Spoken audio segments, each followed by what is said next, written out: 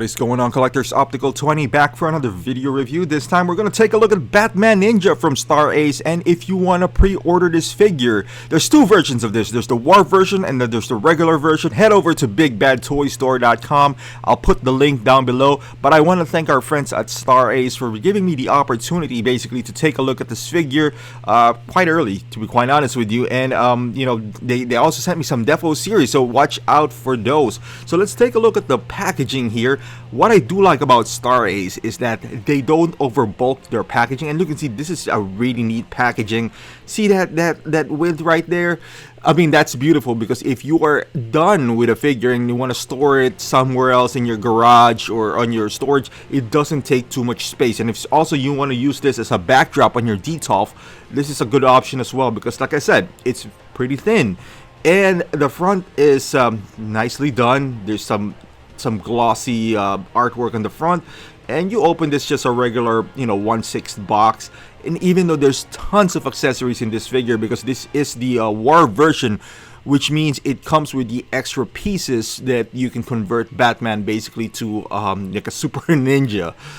It comes in the back pouch, where it just kind of push into the clamshell, so it doesn't take any space whatsoever. And I love that, because if you just want to display Batman Ninja by himself and not the War version, you could actually use that extra, you know, tray as an accessory piece, that you can just put all these accessories, put it away so it's not loose, because they are kind of big, you know, especially with the extra head sculpt and those you know, pieces that you put on the sides and on the shoulders, armor pieces basically.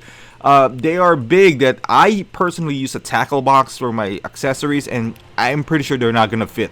So this accessory tray in the back, which is a little small like this one, and it has its own cover, works really well. It comes with an extra piece too, with a sword. And as you can see, the hands right here, they got some like chopping hands for Batman, some accessory holding hands, and two fingers that are like pointing up, kind of holding his ninja stars that is shaped as Batman there, and some of his daggers, as you can see here. It has the Batman symbol, nicely painted. This one's plastic, they're not die cast, but it's okay as long as they are painted nicely, beautifully painted here. That kind of represents, as you can see here, his throwing stars, that they're not really stars, but it's beautifully done. And he does come with the samurai in here.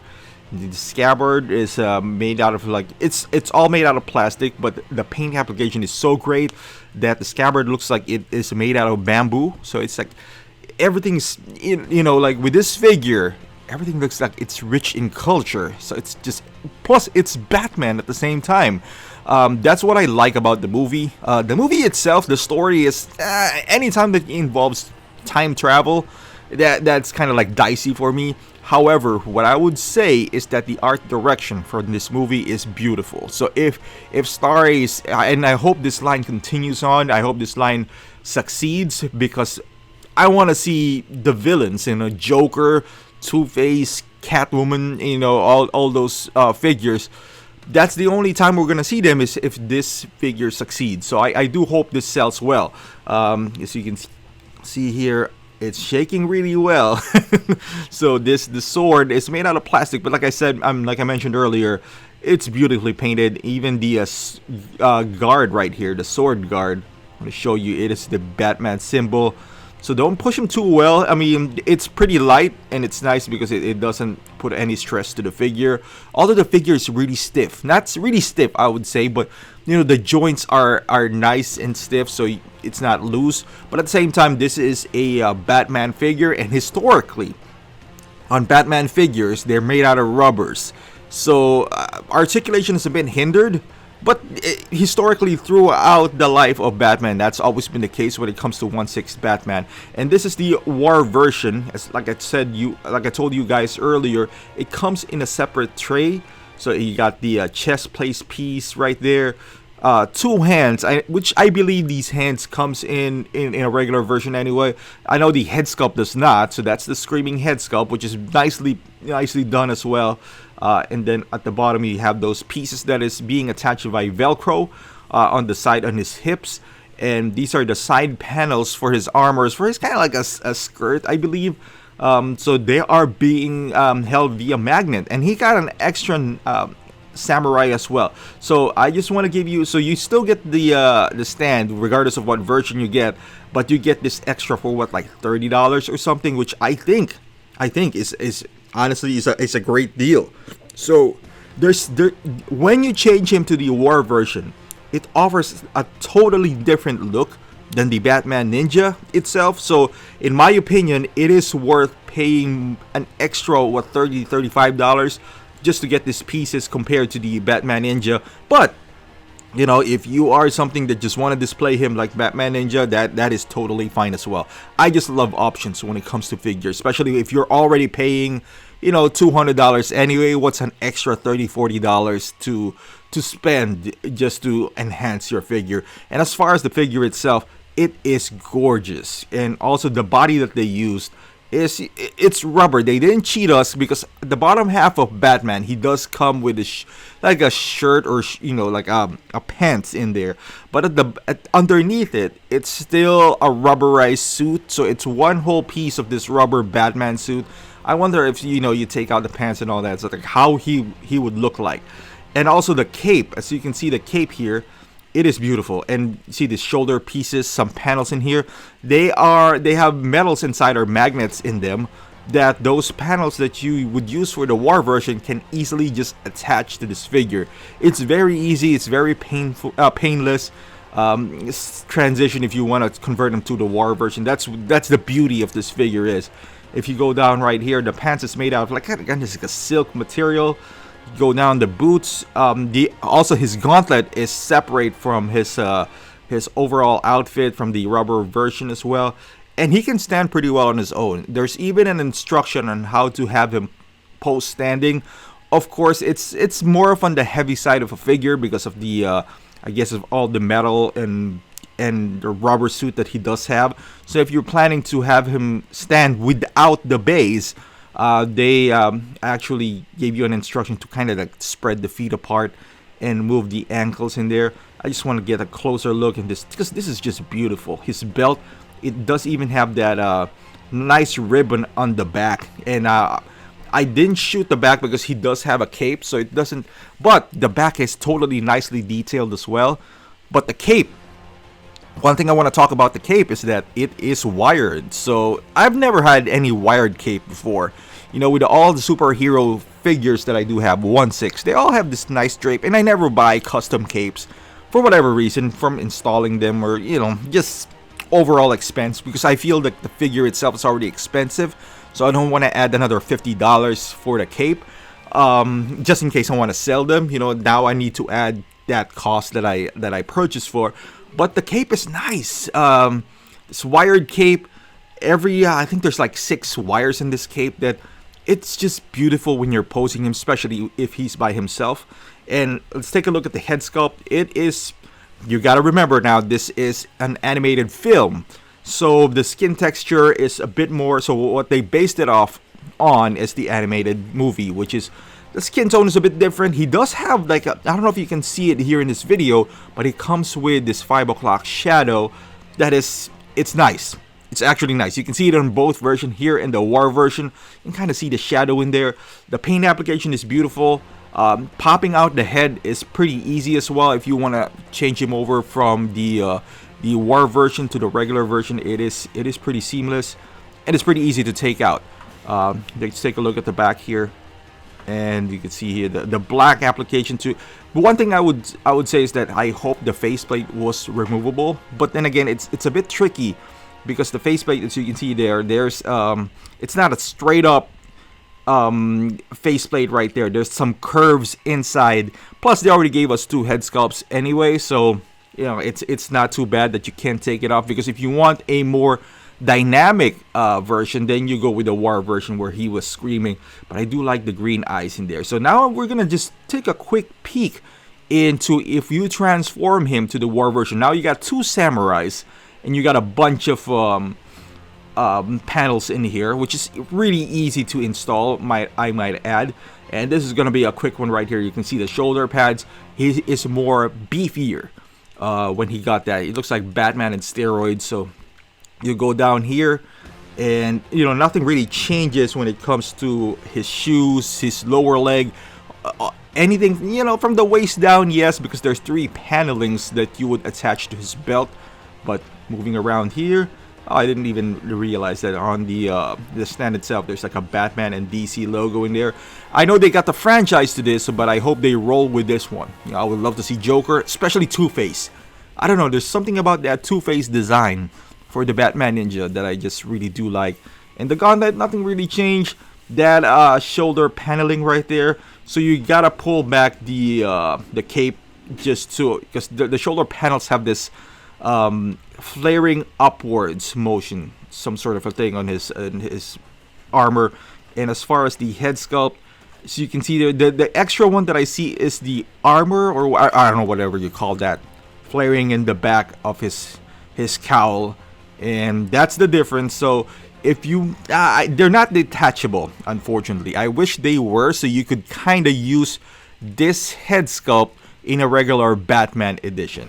Maybe they are, maybe you can take them out. I didn't even attempt, so I'm pretty sure they're not. But as you can see, they're the same version outside of those 4 dots on his on the top of his head as well.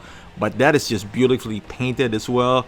That green eyes is just so unique, and just the overall look, the aesthetics of this Batman Ninja figure is just different. And here he is. That's so they're pretty much the same outside of this the one on the chin, the white part, and the back part armor is different one as well. So now going into I just want to show you, so this is the Batman Ninja, 1 sword, and how to attach them is pretty easy. They're all magnetized, so you just kind of clip it on there. And this is the shoulder pieces, where it doesn't, I believe at the bottom it tells you left or right, but it's pretty self-explanatory here. You just, even if you miss the left or right, you can't really mix match them. So because they're both on the same sides, and both on shoulders right here, you pull back his cape so it is kind of resting on top of that flare. And here what you want to do is, there is a hook for his samurai, and this is nicely done as well. So the samurai has this string that's attached to the sword itself, but you want to attach this first. This is attached via Velcro. You don't even need to see it, you just need to feel it. Pull up one of those panelings, and then they just kind of stick there by themselves. And you do the same thing with the other side. You just pull up this paneling, and you can easily feel it. There's a square kind of like material that's sticking out to attach the Velcro. You just center the chest piece, and what you want to do is, when you attach it here, so I haven't even attached, so this was my mistake, because I didn't attach the what you want to do is move to take this out. That little hook right there, you attach his samurai, which is, you just kind of like loop in the string, pull the string forward, hold it in place. And what this paneling would do is hold this samurai, and you can just kind of fiddle it around, so it's like pointing up in his chest. So there you go. That is the look that you want to have. Maybe a little bit better, because it's there's like a camera in front of me. So you're gonna do the same exact thing on the other side of his samurai. You just pull it forward, and the string is long enough that when you pull it forward, it's not gonna do any harm to the string or something. So you pull it forward, and then you attach them. Of course, like I said, you can fix this a bit neater than what I did there. And you pull up the cape, and you can see all the details on his back as well. It's beautiful. So you pull him up, and there's another on the ribbon. You can see on the purple ribbon, you can attach one paneling, even though no one can really see it because there is a cape, but it's there. So if you want to complete all your Batman Ninja in all its glory, this is how it's gonna look like, minus the head sculpt. It's still effective even if you don't use the war head sculpt. If you just want him, if you want him to display in a museum pose, and you can use this still. But like I mentioned earlier, it's pretty easy to take on and off this head sculpt, and then you just push this war head sculpt down. There you go. I don't think I popped it all the way in because, like I said, this is a bit difficult for me when I'm doing this. There's a big tripod in my chest resting here, basically. But that is it. That is just a beautiful figure. You can see the backdrop. You know, I chose 3 different backdrops for this figure just to give you guys just a look on how awesome this would be. You know, if you wanna take a photography session for this guy, or you just want to, you know, print any backdrops. If you want to display him in a DTOF, you can see, it's just the artwork. It's like, I don't know, maybe because I went to art school back in the day, back in college.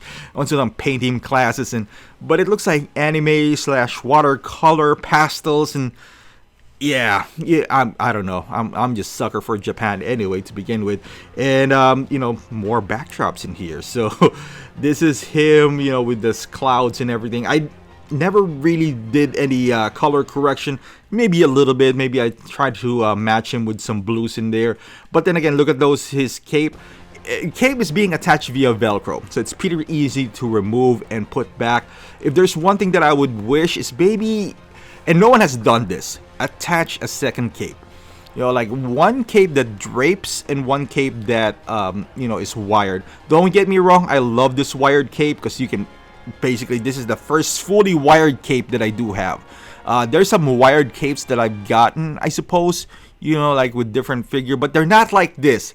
This is pretty intense wiring that you can actually maneuver every single fiber. I think there's like 6 or 7 wires in here. It's just nice. So, but like maybe Star Ace can be the first one in the future to attach. I don't know how much it costs to make 2 capes, but one that just drapes down, just natural flowing cape, and another one that is similar to this, which is wired.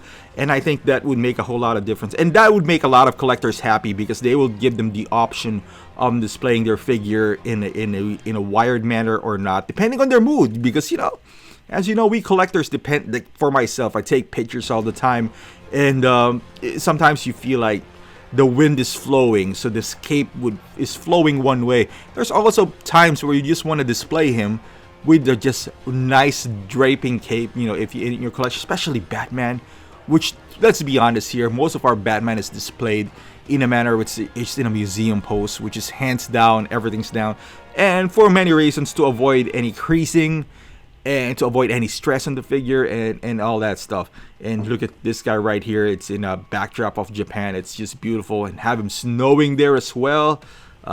Small drop of snow, just beautiful there, and turning him around. There's just so much culture. This is what I love about this Batman Ninja movie, is you get to explore. I've never been to Japan, so one thing on my bucket list, when this whole pandemic issue is done, I wanted to go there one of these days. It's just so much there. There's just so much, and when you combine Batman, and there's just so much display, so much backdrop that you could use, and it's just beautiful.